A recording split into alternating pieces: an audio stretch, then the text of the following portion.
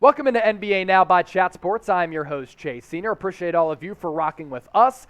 NBA trade deadline coverage all kicks off 1 o'clock Eastern on Thursday, 10 o'clock Pacific, right here on our main Chat Sports YouTube channel. Head to youtube.com/chatsportstv, or even easier, hit that red subscribe button down below. Myself and Harrison Graham are going to be live breaking down all of these trades as they happen, giving you the best NBA coverage on YouTube. You do not want to miss it, so make sure you subscribe, turn on those notifications. Therefore, when we do go live, you will be notified.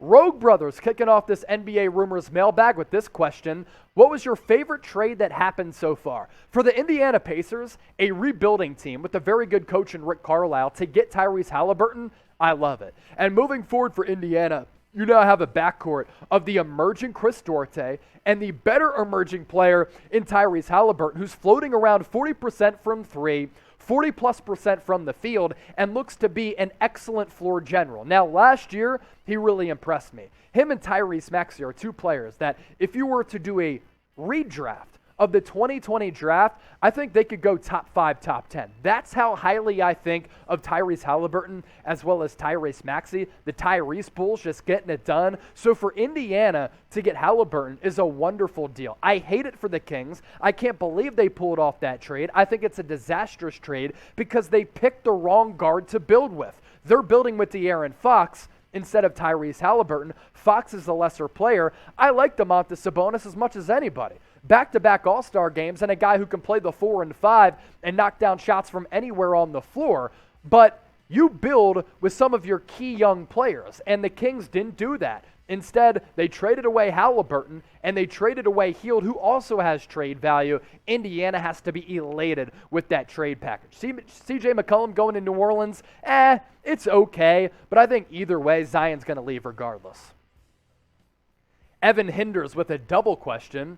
Bulls trade for Marvin Bagley. He asked that one, and then Yao asking this, which moves for my Bulls, Bagley or Richaun Holmes? So if Sacramento decides to just fully hit that reset and rebuild button, maybe they trade away Bagley and Holmes on top of Halliburton as well as Buddy Hield. For the Chicago Bulls, my biggest concern is how they match up in the postseason against a team like Philadelphia. Joel Embiid is 10-0 against the Bulls throughout his NBA career, and in each game this year, he has been Vucevic's daddy. He's completely owned him because Vuce is not a good defender, and they don't have another big man on that roster who can defend a guy like Joel Embiid.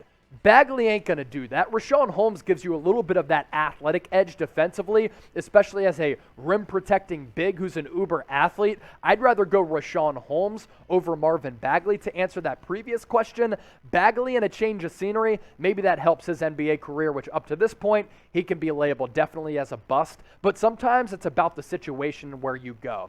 If a children out there isn't surrounded by good parents and they're surrounded by a lot of chaos, that child isn't going to be successful. Same thing can be said for NFL quarterbacks as well as some of these NBA stars. It's all about that stability and that foundation. Sacktown doesn't have it.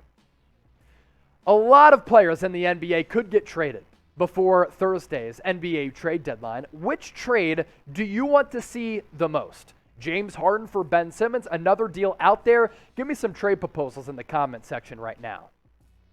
From one of our most loyal viewers, Tom Downey's burner account, do you see the Cavaliers using Caris LeVert in the starting lineup or coming in off the bench? Guards are thin right now. You know what's funny is that Caris LeVert's nickname is Baby Kevin Durant, but I oftentimes and never really see any comparisons between Caris LeVert and Kevin Durant. Now, he has size, he is long, and my goodness, he's got a flamethrower, and he can put in buckets, but I don't see the comparison there. I do like him offensively, and I think the value with him going to Cleveland, you can start him if you want. You can bring him in off the bench as a guy who comes in when your offense is sluggish, when your offense is struggling, and just let him be that heater for you offensively, and he can spot start, come in off the bench, and give you that lineup versatility. You can also mix and match your starting lineups as well. If you want to start him, you can. If you don't, you don't have to. So I like that kind of position versatility and lineup versatility for Cleveland. AEW top guy, what should the Lakers do with Russell Westbrook? Look, the ideal thing for Los Angeles to do is to trade away Russell Westbrook. But his contract is awful. It's one of the worst in the NBA. Next 2 years on the books for more than $40 million. He's older, and while he's still athletic, his play is declining. And with the stylistic play that the NBA is at right now and where it's moving, the game has kind of passed him by. I mean, Russell Westbrook cannot shoot the basketball. That's been the case for a really long time, even more so this year. And the worst part about Russ right now, it's all in his head.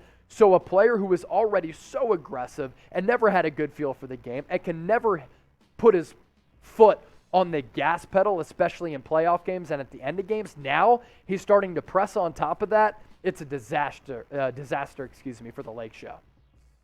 Robert Bruce with this.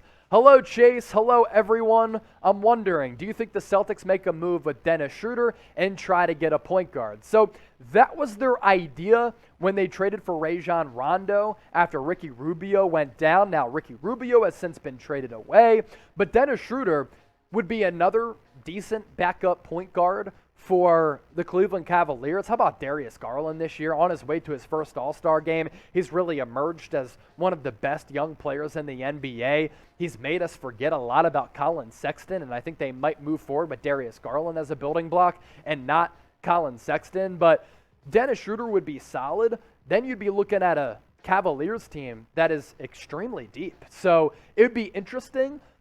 He's another one of those players who's somewhat inconsistent and inefficient, but on the right team, he can be a very, very valuable asset. And if you like him, you re-sign him. If you don't, $5.9 million contract this year, you let him walk and you really don't have to pay him all that much.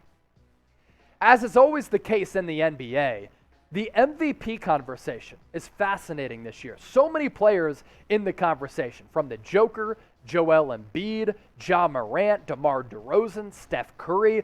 Who do you think should win NBA MVP? Give me a name or names in the comment section right now. And if you haven't subscribed to Chat Sports, homies, you ain't alive. Subscribe and hit that red sub button for the best NBA news and rumors. We're quickly approaching 280,000 subscribers, and with the NBA trade deadline right around the corner, NBA playoffs quickly approaching, we're going to be ramping up our NBA coverage, NBA mock drafts, NBA rumors, NBA news, your one-stop shop for the most informative, entertaining, educational NBA coverage on YouTube, and nobody interacts with the audience like we do here at Chat Sports, so hit that red sub button. A $2 super chat from Tom Downey's burner account. You know what that means. I'm taking a sip of beer. Chase, I've been saying it for years. 2002 broke the Kings. 2002 did indeed break the Kings, and was the NBA at that time rigged to get the Los Angeles Lakers into the NBA Finals? Those Kings teams were really fun. That was right when I was growing up.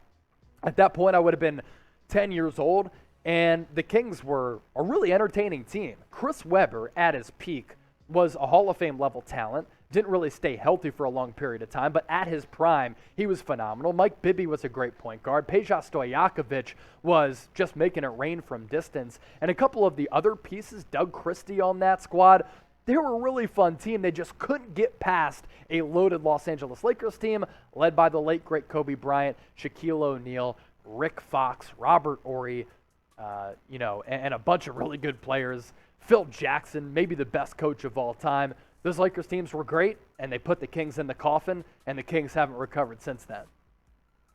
Chef Caesar, any trades happening involving Golden State? We're going to be talking about the Warriors on our live show coming up here in just a few moments. I don't think the Warriors are going to make a trade. Why is that? They don't need many roster upgrades. They really have it all. Depth, lineup versatility, star power, good bench pieces. I love their starting five, especially that Klay Thompson is starting to get more acclimated coming off those back-to-back awful injuries with the torn ACL and the torn Achilles. Hopefully they get Draymond Green back because he gives you a lot defensively. They have older players who can get it done. They have younger players than Jonathan Kuminga and Moses Moody. And some of those young guys like Wiseman, Kuminga, and Moody are the tradable assets in addition to a player like Jordan Poole. I don't think they want to part ways with any of those players. And I think they think that with them having the second best record in the NBA, they can contend with Phoenix. That's really the block in front of Golden State to get to the NBA Finals again for the first time since 2019. I think they stand pat. If anything, it's a very minor move. Maurice Todd, none and THT plus a first for Buddy Hield. If the Indiana Pacers want to continue to build a young, ascending roster under Rick Carlisle and have Carlisle, who is in his first year as head coach for Indiana, have his fingerprints all across that team, if he looks at a none and a THT, more so THT, as a young building block, maybe they'd trade away Buddy Hield, because right now, Indiana kind of has a loaded backcourt, and Buddy Hield is slated as their fourth guard. And the Lakers getting more and more desperate by the day, considering their struggles this year. Ben Simmons and Kyrie Irving are two really, really fascinating and two polarizing basketball players. Ben Simmons is soft, Kyrie Irving somewhat flaky. So I want to ask you this. Who would you rather hang out with? Type BS for Ben Simmons, KI for Kyrie Irving. I'm a fan of conspiracy theories. I don't buy into all of them, so maybe for that reason, I'd hang out with Kyrie. Fortnite Epic, any trades Miami might make. Man, if you were tuned into our NBA free agency coverage, we were live for several hours over several days. What the Miami Heat were doing was wild.